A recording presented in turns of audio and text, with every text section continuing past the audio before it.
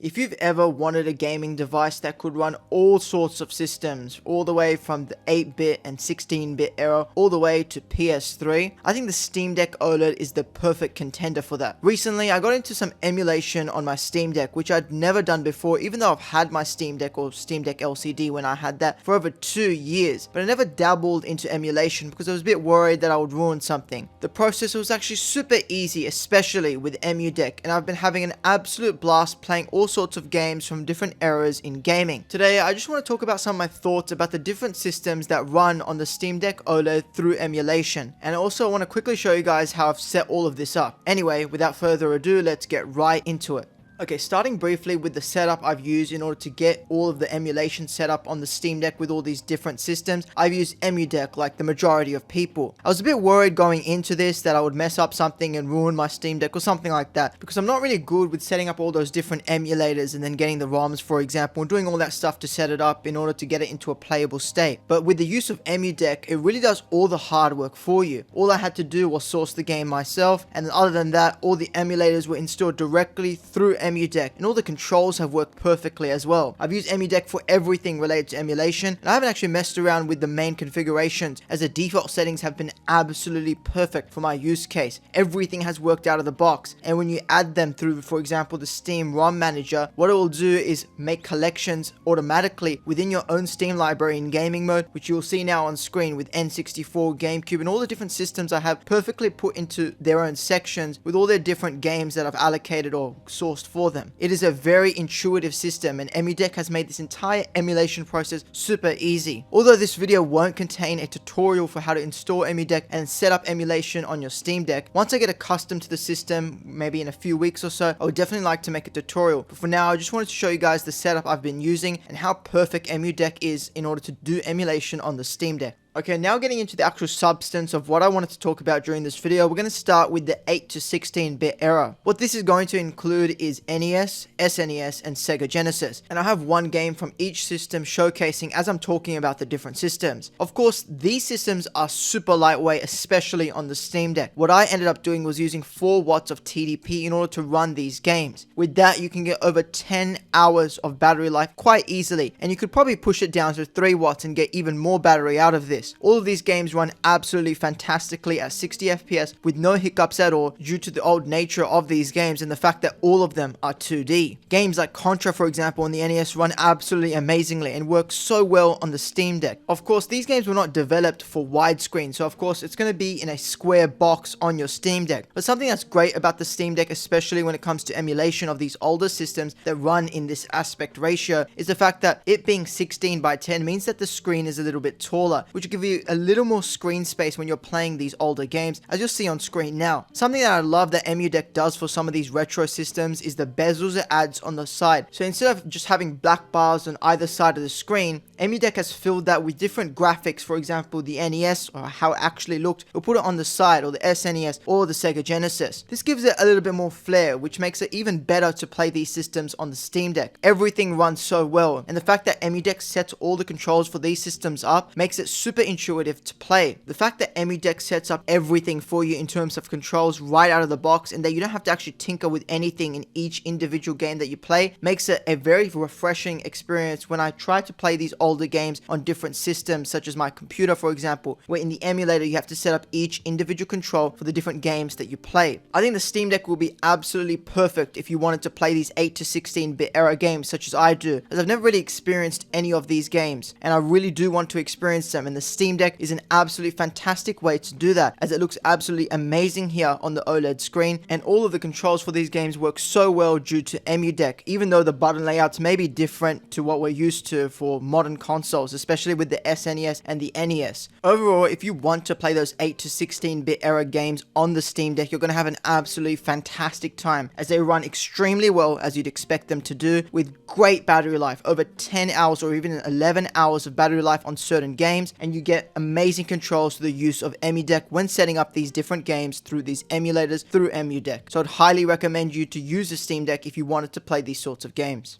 Now moving on to something that I know a little bit more about, even though I haven't actually played most of the games on the system. That is the N64 and the GameCube. One thing that is a problem with emulation for the N64 and GameCube is definitely not performance, but the controls. The weird and wacky control schemes of the controllers used for the N64 and GameCube, especially when compared to modern standards, can make it a little bit difficult with the controls. But again, the use of EmuDeck and the fact that all of the controls just work out of the box for every game that you put in the Steam ROM manager, everything even here works super well. Although it's going to take a lot of time to get used to the control schemes for these different systems, especially with the N64, I think it's going to be an absolutely amazing experience using the Steam Deck. Again, in terms of performance, I've put this at 7 to 8 watts for these certain games. And for Super Mario Sunshine, which I tested here, I'm guessing that you have to unlock the FPS yourself, and I haven't really messed around with unlocking FPS for certain games. So this is just stuck at 30 FPS, which feels absolutely fine on the Steam Deck and is exactly how it would run on the GameCube itself. So I don't have too many complaints about that. For the N64, I also used 8 watts, but for some reason, for Super Smash Bros. On the N64, 60 FPS was an option,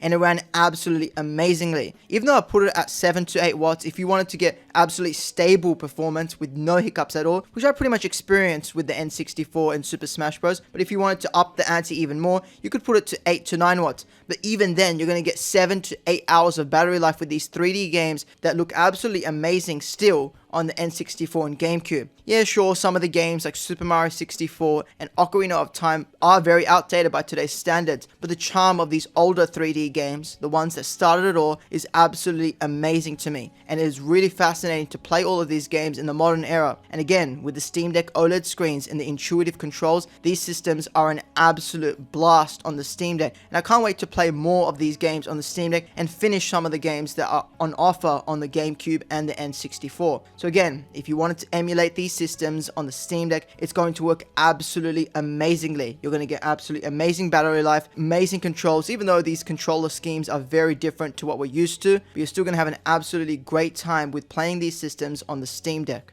Now, arguably, the systems I was most excited to emulate on the Steam Deck and experience all the games that it has to offer, that is the PS1 and the PS2. Since I've set up all of this emulation, I've been playing through Castlevania Symphony of the Night for the very first time through PS1 emulation, and it works so well. The game, again, runs absolutely amazingly, and in terms of performance, this is not too dissimilar from the N64 and GameCube, where I still use about 7 to 8 watts of TDP. With maybe the PS2, I pushed it up to maybe 10 watts. But even then, you're getting 6 to 7 hours of battery life and amazing controls, especially with the fact that the PlayStation controller hasn't changed too much over the years in terms of its controller scheme, with everything remaining the same. So when you see press R2, for example, you know exactly what to do because it hasn't changed over the years. Symphony of the Night has been an absolutely great experience so far through playing it on the Steam Deck, and the game still looks amazing even by today's standards. I think by that time they had definitely perfected 2D game design, and even though these older 3D games may look very outdated by today's standards, these 2D games such as Castlevania Symphony of the Night still look absolutely incredible with their art style even today. And for the PS2, what I'm most excited to play is through the Ratchet & Clank trilogy that's on there, in addition to the God of War games that I never got to play, which is God of War 1 and 2. Again, the Steam Deck is able to emulate all of these games absolutely perfectly, and I've been playing a little bit of God of War on the side, and it's run absolutely amazingly, and I'm super excited to play through all of the God of War games through emulation, such as God of War 1 and 2 and the PSP games. And God of War 3 I have already played on my PS4 through the remaster that PlayStation released quite a while ago now. These systems run absolutely amazing on the Steam Deck as well, and some of the graphics in these older games, especially the PS2 games, still by today's standards look kind of alright, and I haven't had too much problems with the graphics on these games. Of course, PS1 is going to fare a little worse in this department compared to PS2 games, but across the board these games have so much charm. I'm very excited to play through the original Final Fantasy VII,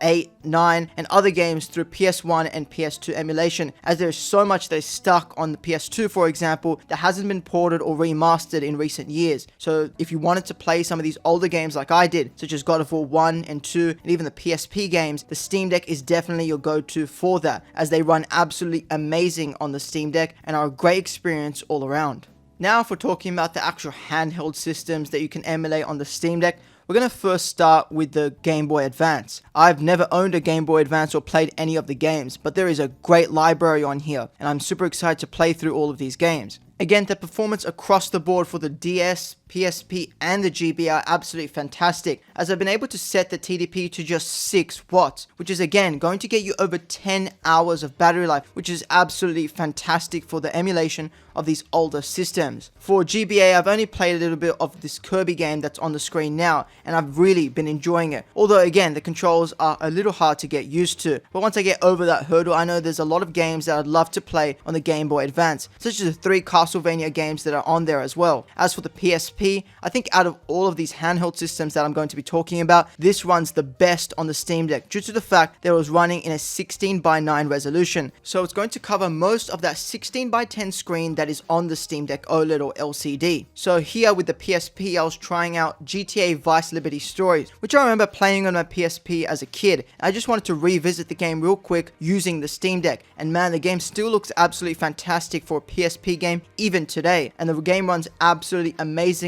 on the Steam Deck. Again, with like Super Mario Sunshine, where the FPS would just stay at 30 because I think I have to unlock the FPS through other means, Vice Liberty Stories is just like that, staying at 30 FPS, but it still feels extremely smooth on the Steam Deck. And as for the GBA, those all run beautifully at 60 FPS. Now talking about the most interesting handheld system to emulate on the Steam Deck, that's got to go to the DS. The fact that the DS had the 2 screens makes it an interesting choice to try and emulate on the Steam Deck. I was a little confused how this was going to run on the Steam Deck, but as I'll show you now, there's a few different configurations that you can just trigger by pressing the triggers on your Steam Deck, which will go through 3 or 4 different configurations that you have. I'm personally a fan of the configuration that has one big screen for the actual gameplay that's going on, and then a duplicate of that screen, and then a smaller screen for the bottom screen that was used on the DS. I think this is the best configuration, but depending on what games you are playing and how much you actually need that other screen, you can switch between these different configurations, as I did with Super Mario Bros. On the DS. This is again an absolutely amazing experience on the Steam Deck, and the colors really do pop on that OLED screen, and the game runs absolutely fantastically, and the controls again all work right out of the box. You don't have to mess around or tinker with anything even to get these old DS games working. So if you wanted to play any of these handheld systems such as the Game Boy Advance, PSP and DS in order to relive some memories or experience some new ones, I think the Steam Deck is the perfect choice. And the fact that EmuDeck is again so intuitive with the way it handles all the controls and sets up all the emulators for you makes this an absolutely amazing experience, and one that is that much better due to the intuitiveness of all of EmuDeck's features. Now for the last system that I've tried on the Steam Deck. Even though there are so many more systems you could test, I haven't tested all of them quite yet. We're going to be talking about the Wii U. This is one that I was really interested in emulating because there's still some games that have not been ported over from the Wii U to the Nintendo Switch. So I think the Wii U emulation on the Steam Deck is going to be a fantastic way to experience a lot of those games, especially with the fact the use of the Wii U gamepad in a lot of these games was pretty meager or subtle, and it didn't really mean much in the grand scheme of things. Wii U emulation works absolutely amazing on the Steam Deck. Here I'm running Super Mario 3D World at 60 FPS at just 10 watts, and it all looks so amazing on that Steam Deck OLED screen once again. So if you wanted to experience some of those Wii U games that were never ported or remastered to the Nintendo Switch, the emulation of the Wii U on the Steam Deck is absolutely seamless and fantastic across the board. I've only tested a few Wii U games on here thus far, but I'm definitely excited to try out some more, especially those games that are just stuck on this system for whatever reason and have never been ported. The Wii U is an extremely interesting system, especially with the fact that it had the Wii U gamepad and that it didn't sell extremely well, which meant that a lot of the games that were not ported are just stuck on this system that you can't get anymore. So I think the Wii U emulation on the Steam Deck is a great way to play some of these games that are stuck on here, and I'd wholeheartedly recommend you try this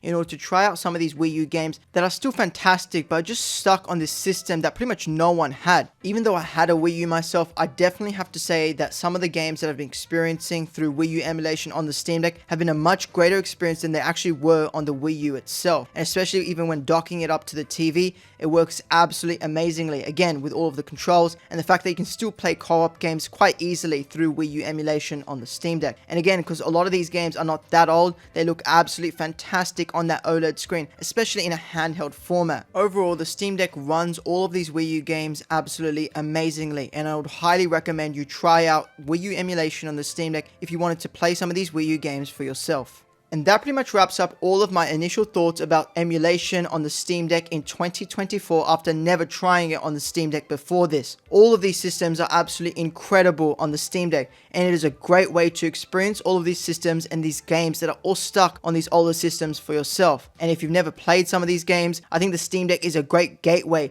to all of the old games of the past. And I am very excited to jump into all of these new experiences for the very first time on offer here on the Steam Deck through the use of emulation. If you guys want a more comprehensive video such as the tutorial or a bigger showcase of over 30 games on the Steam Deck OLED using EmuDeck, please let me know down in the comments below. Anyway, that's all from me for today's video. I hope you all did enjoy the video, and I'll see you all in the next one. Peace.